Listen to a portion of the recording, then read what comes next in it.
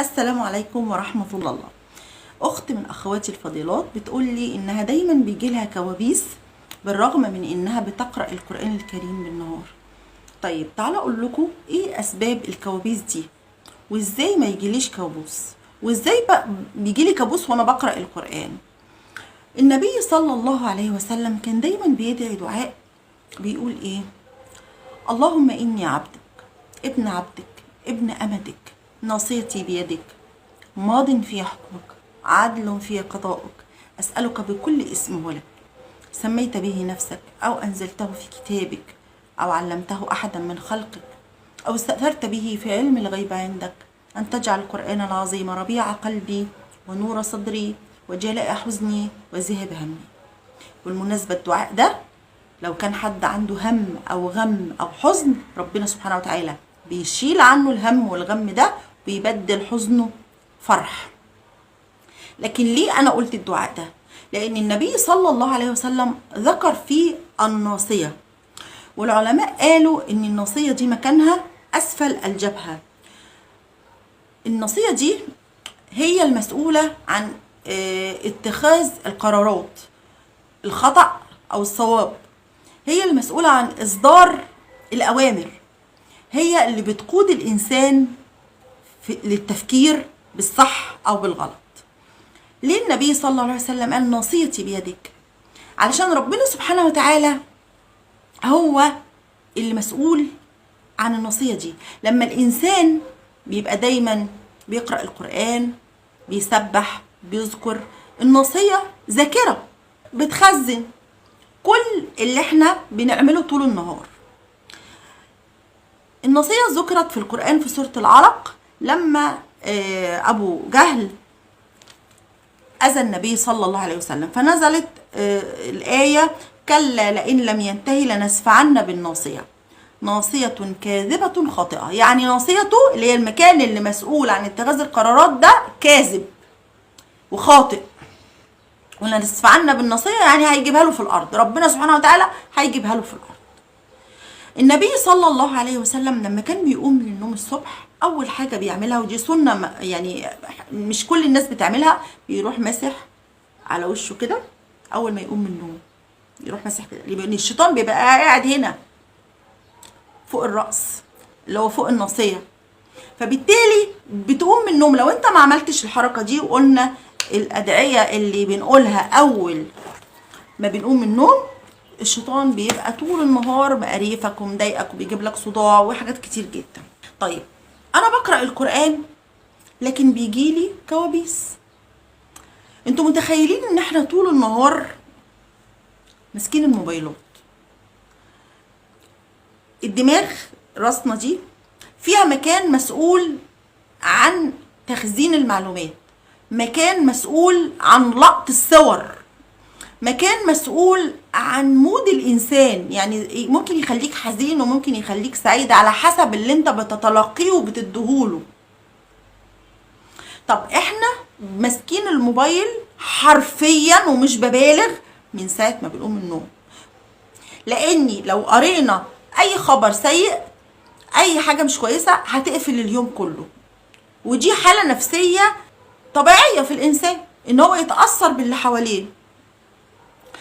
اما انا افضل طول النهار ماسكه الموبايل بقرا حوادث، وطبعا احنا شايفين الفيسبوك وشايفين كل المنصات 3/4 اخبارها حوادث، يا اما تفاهه يعني ذنوب. بندخل على التيك توك، طبعا ربنا يعافينا يا رب، اللهم رد المسلمين اليك ردا جميلا. انا بقوم الصبح امسك الموبايل طول النهار، ده اتقتل، ده وقع من البلكونه، ده عدى عليه قطر، ده اتمسك، ده معرفش ايه، مفيش اخبار، حرفيا مفيش اخبار تفرح الا يعني حاجات بسيطه جدا. تمام؟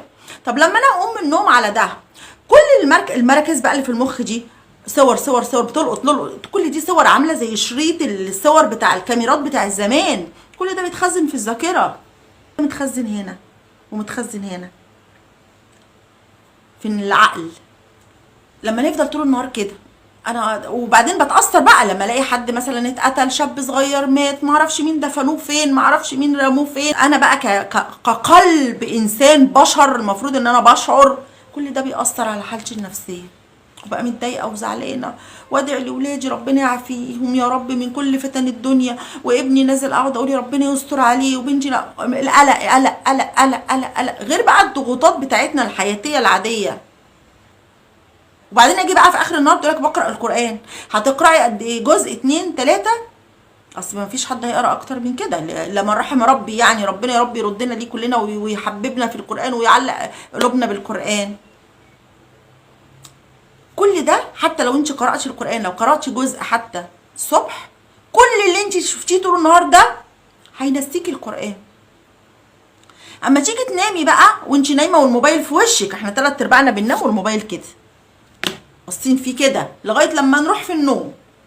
طبعا نمتي بقى وانت لسه قاريه حادثه، نمتي وانت لسه قاريه خبر مش تمام، نمتي بقى وانت شايفه مشهد مش مظبوط، نمتي وانت شايفه حاجه تافهه على النت يعني. كل ده متخزن في العقل. قولي لي بقى هتجيبي الرؤيه الصالحه منين؟ انا قريت قران اهو، والموبايل او السوشيال ميديا عموما بتخليكي تنسي الذكر. يعني لما من كتر ضوء الموبايل والغرفه اللي انت نايمه فيها ضلمه وضوء الموبايل في عينيكي، غصب عنك بتنامي وبتنسي تقولي الذكر، وساعتها هيدخلك بقى الشيطان حرفيا عشان ما تقوليش اذكار النوم. ولو قلتيهم قبل ما تتفرجي على الموبايل كانك ما عملتيش حاجه، حصنتي نفسك، بس بصي الذنوب بقى، ذنوب. نايمه بقى شايفه واحده لابسه معرفش ايه، ولا الحاجات ربنا يعافينا يا رب من القرف اللي احنا بنشوفه في النت ده. عايزه بقى الرؤيه الصالحه تيجي منين؟ منين؟ حتى لو قراتي قران وقرأتي وقلتي الذكر، كل اللي متخزن في عقلك اكتر اكتر من الذكر واكتر من القران. طيب تعالي نعمل العكس بقى. انا قمت الصبح، اول ما قمت الحمد لله الذي احياني بعد ما اماتني واليه النشور، الحمد لله الذي احياني واذن لي بذكره، لا اله الا الله وحده لا شريك له، له الملك وله الحمد يحيي ويميت وهو على كل شيء قدير. انا لسه قايمه اهو بادئه يومي، اللهم اني استودعك يومي، جايه مسحه على جبهتي زي ما النبي صلى الله عليه وسلم كان بيعمل. بدات يومي بذكر اهو، تمام. ما بداتش يومي بان ببص على الموبايل واشوف مين فتح ومين قافل ومين نشر ومين عامل، عشان يومي ما يتقفلش. دخلت اتوضيت صليت، سواء ضحى او ظهر او ايا كان الفرض اللي علينا، ومسكت المصحف قرات الجزء بتاعي او الورد بتاعي اليومي اللي انا بقراه. انا كواحده ست ورايا بيت ومسؤوليه، بشوف بيتي، بدخل المطبخ بتاعي، المطبخ طول ما انت واقفه ذكر شغال، لا اله الا الله سبحان الله والحمد لله ولا اله الا الله ولا اكبر، وانا مسميها المسبحه بتاعتي المطبخ. تلاقي نفسك خلصتي بسرعه، سبحان الله والحمد لله ولا اله الا الله والله اكبر، وانت ماشيه في بيتك بسم الله بقى الله اكبر، بسم الله الله اكبر الحمد لله سبحان الله، انت بتنضفي. طب كل ده ذكر ذكر ذكر ذكر اهو. اجي بقى خلاص عايزه ابص في الموبايل، ما عادي انا مش هكدب عليكم واقول لكم مش ببص، لا ببص في الموبايل، بس 3/4 اليوم عدى. اجي بقى ابص كده، عندي جروب مثلا عامله فيه حاجه، اخبار جايه مثلا عن طريق مش عارفه ايه، برضو لازم اتصفح واشوف ايه اللي بيجرى في الدنيا من حواليا، واشوف ايه اللي حصل، حاجات كتير اللي احنا بنقعد عليه الطبيعي. لكن غض البصر، نخلي بالنا من الحته دي.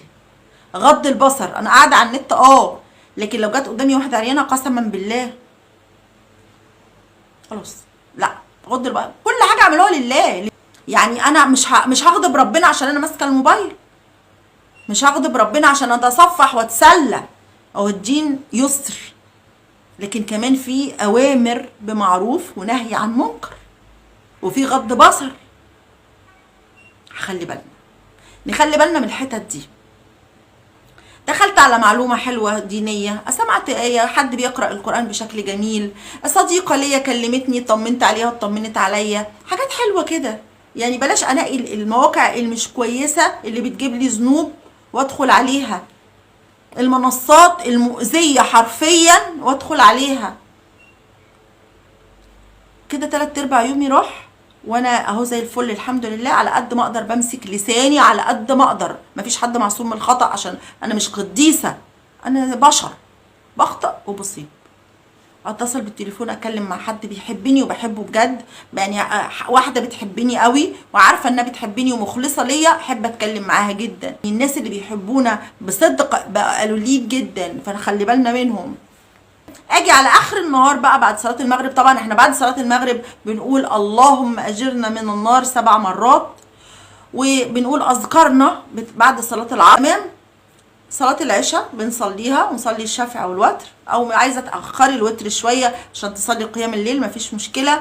وقبل ما تنامي تقرأي جزء تاني من القرآن الكريم وتقولي أذكار النوم، وما تمسكيش الموبايل وانتي على السرير، ان احنا ما نغضبش ربنا. دخلت على السرير انفض السرير 3 مرات زي ما النبي صلى الله عليه وسلم قال لنا، اعوذ بالله من الشيطان، اعوذ بالله من الشيطان، اعوذ بالله من الشيطان.